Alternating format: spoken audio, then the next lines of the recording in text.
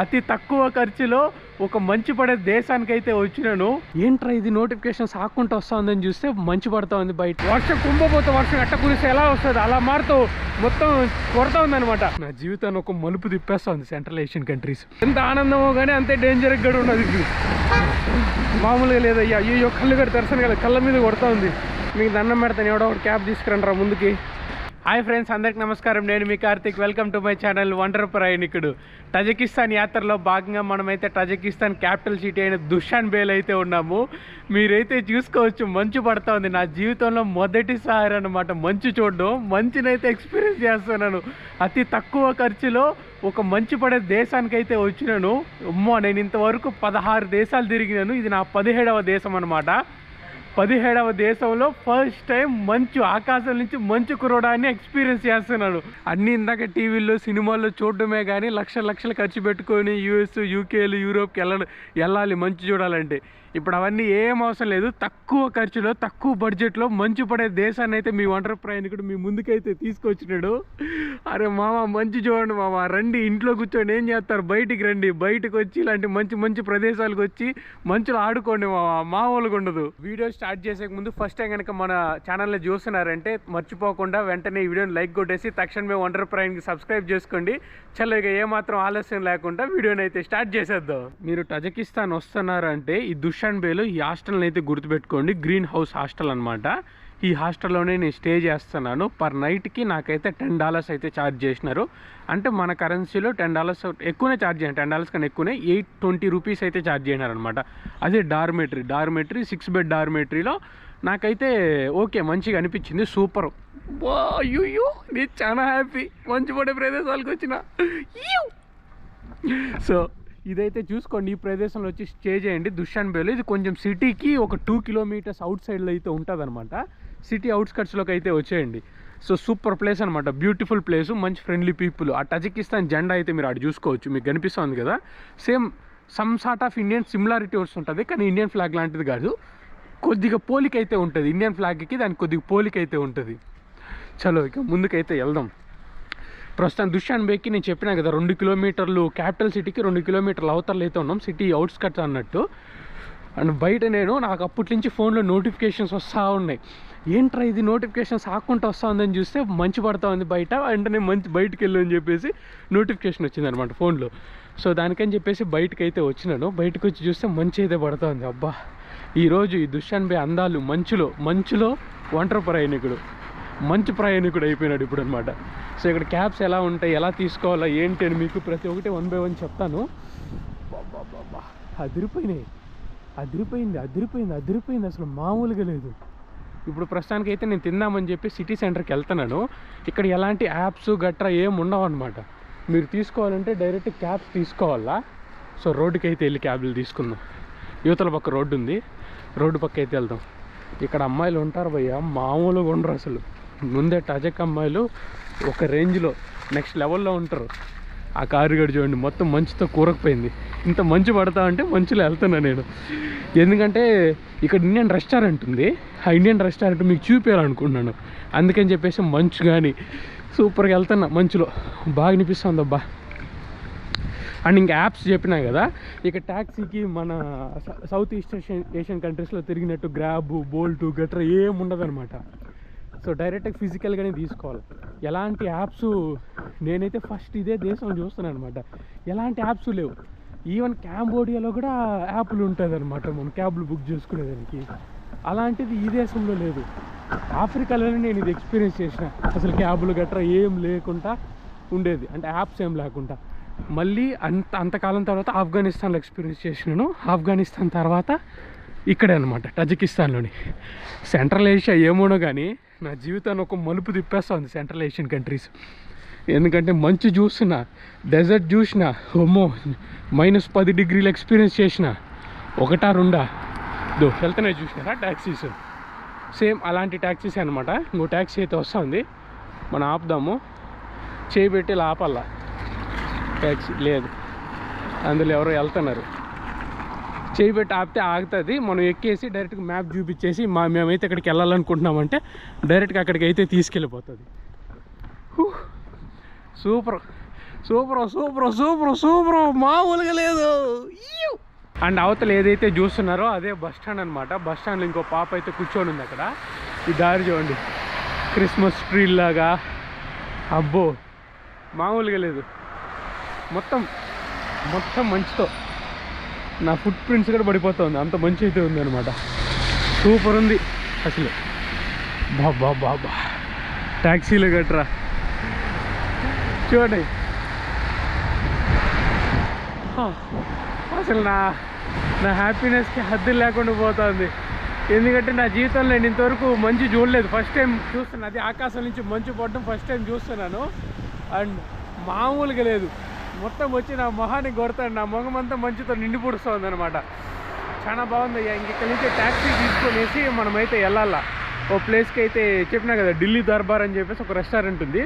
ఆ రెస్టారెంట్ దగ్గరికి వెళ్ళి ఫుడ్ తినాలి, ఇండియన్ ఫుడ్ తినాలి. మంచి వర్షం పడుతున్నప్పుడు మంచి స్పైసీ బిర్యానీ తింటే ఎలా ఉంటుందో ఊహించుకోండి. మీ ఊరికే వదిలేస్తున్నా.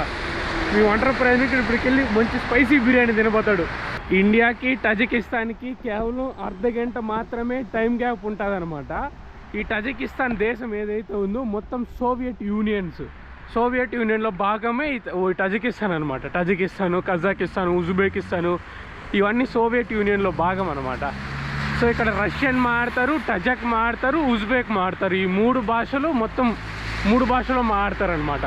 అండ్ వీళ్ళ జెండా 3 రంగుల 3 కలర్స్ అయితే కలిగి ఉంటుంది. గ్రీను, ఆ reddish colour and white colour. So small డిఫరెన్సే మనకి టజికిస్తాన్ జెండాకి. కానీ ఇక్కడ చూడండి ఎలా ఉందో, పైన ఇల్లులు, ఫుల్లు మంచు పడతా.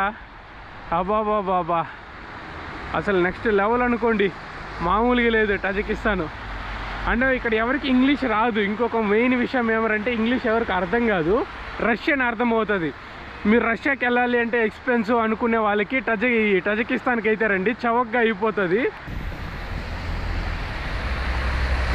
టజికిస్తాన్లో క్యాబ్ల కోసం నా తపన చూడండి, అసలు క్యాబ్లే దొరకట్లేదు. అన్నీ ఫుల్ అంటున్నారు. ఎవరు వెళ్ళినా అడిగినా ఫుల్ అంటున్నారు. అది చూడండి ఎన్ని క్యాబ్లు పోతున్నాయి, అన్నీ ఫుల్ అంటున్నారు దరిద్రులు. అబ్బా అసలే మంచి జోరుగా అయిపోయింది. వర్షం కుంభపోతే వర్షం ఎట్ట కురిస్తే ఎలా వస్తుంది అలా మారుతూ మొత్తం కొరత ఉందనమాట. నాకైతే స్పర్శ పుడుస్తుంది, చేతులకైతే స్పర్శ పుడుస్తుంది. ఇప్పుడు నేను కెమెరా హోల్డ్ చేసే హ్యాండ్ కూడా అసలు ఏమాత్రం స్పర్శ లేదనమాట. మొత్తం స్పర్శ పూర్తిగా తగ్గిపోయింది. అయ్యో ముక్కుల్లో నోట్లలోకి వెళ్ళిపోతుంది. ఈ మంచు వర్షాలు పడతాయి కదా, ముక్కుల్లో నోట్లోకి వెళ్ళిపోతుంది. నీళ్ళు వెళ్ళిపోయినట్టు మంచు వచ్చి మొత్తం గుండెల్లోకి వెళ్ళిపోతుంది. అబ్బా ఎంత ఆనందమో కానీ అంతే డేంజర్గా కూడా ఉన్నది. ఇప్పుడు మామూలుగా లేదయ్యా. అయ్యో కళ్ళు కూడా తెరసను కదా, కళ్ళ మీద కొడతా ఉంది. అబ్బా సో అవతల పక్కకి అయితే వెళ్ళి ఏదో క్యాబ్ అయితే ఎట్లా ఒకటి క్యాబులు సంపాదించాలా. క్యాబులు సంపాదిస్తే మనం అనుకున్న డెస్టినేషన్కి అయితే మనం రీచ్ అయిపోవచ్చు. చూసుకోండి ఎలా ఉందో. సో రోడ్ అయితే క్రాస్ చేద్దాం పదండి. ఆహా అండ్ ఇక్కడ సిగ్నల్స్ ఉంటాయి, సిగ్నల్స్ కరెక్ట్గా చూసుకొని రోడ్డు క్రాస్ చేసుకుంటే సరిపోతుంది. ఎవడో కారు అడ్డంగా వస్తున్నాడు నాకు. రే నన్నేం చేయగరా నాన్న. అండ్ అవతల పక్క మీరు చూసుకుంటే సిగ్నల్స్ ఉన్నాయి కదా, ఆ సిగ్నల్స్ చూసుకొని మీరు క్రాస్ చేసుకుంటే సరిపోతుంది అనమాట రోడ్డు అయితే. అబ్బా రే మీకు దండం పెడతాను, ఎవడో ఒకటి క్యాబ్ తీసుకురండి ముందుకి.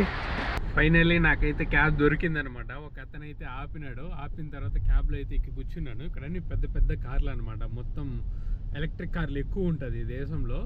సో మీకైతే చూపిస్తా చూడండి కార్ ఎలా ఉందో. మొత్తం ఎలక్ట్రిక్. అండ్ దీని మీద మీకైతే డబ్బులు ఉంటుంది కదా, ఆడ చూడండి 10 అని ఉంది.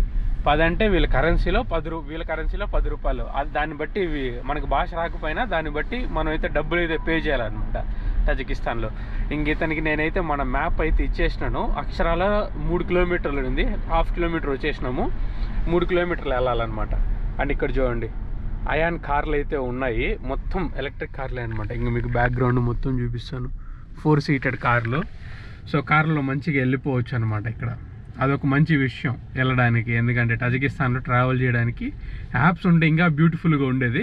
కానీ మనం యాప్ వెళ్ళిపోయినా మీకు ఎక్కువసేపు ఏం వెయిటింగ్ ఏమి ఉండదు. ఒక 5-10 నిమిషాల్లో ఖచ్చితంగా దొరికేస్తాం. మనం క్యాబ్ బుక్ చేసుకున్నా 5-10 మినిట్స్ వెయిటింగ్ ఉంటుంది.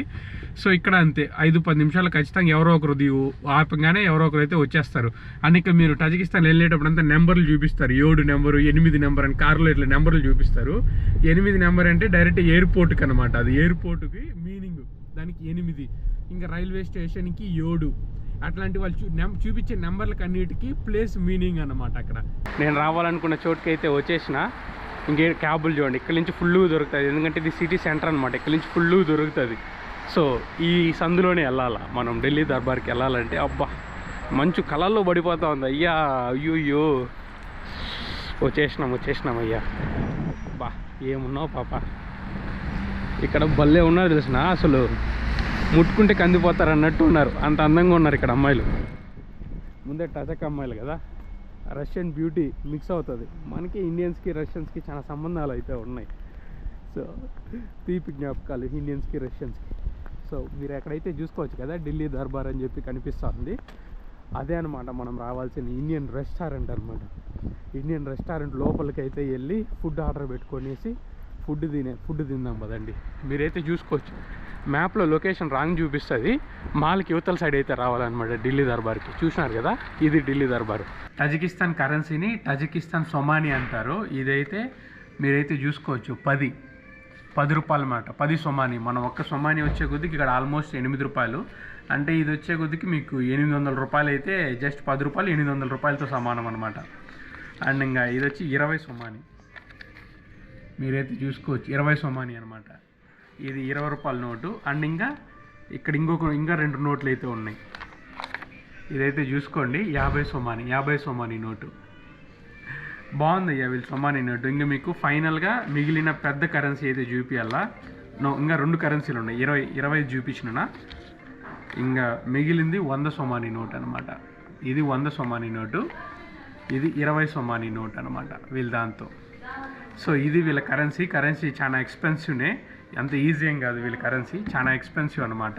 సో చూసి జాగ్రత్తగా వస్తున్నారంటే ప్లాన్ చేసుకోండి. అండ్ మన కార్డులన్నీ ప్రతి ఒక్కటి పనిచేస్తాను. నేను ఈ డబ్బులు అంతా ఉంది కదా, ఈ డబ్బులన్నీ నేను ఏటీఎం నుంచే డ్రా చేసినాను.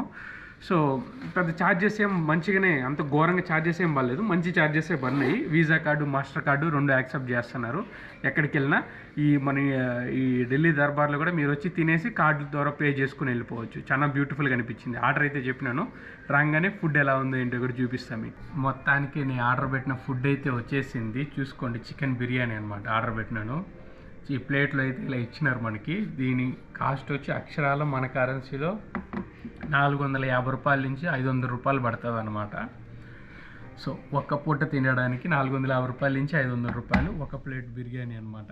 సో ఒక బిర్యానీ చెప్పినాను, ఇంకో థాలీ వచ్చే కొద్దికి పార్సల్ అయితే చెప్పుకున్నాను, ఎందుకంటే మళ్ళీ నైట్ తినాలి కదా, నైట్లో బయటికి రాలేము. ఇక్కడ 5 అయిపోతే చాలు, అసలు మామూలుగా 5 అయిపోతే మన సైడ్ 12 అయిపోతే ఎలా ఉంటుందో అలా ఉంటుంది అనమాట 5 గంటలకి. ఇక్కడ టేస్ట్ చేసి ఫుడ్ ఎలా ఉంది ఏంటో చెప్తాను. ఫస్ట్ ఇది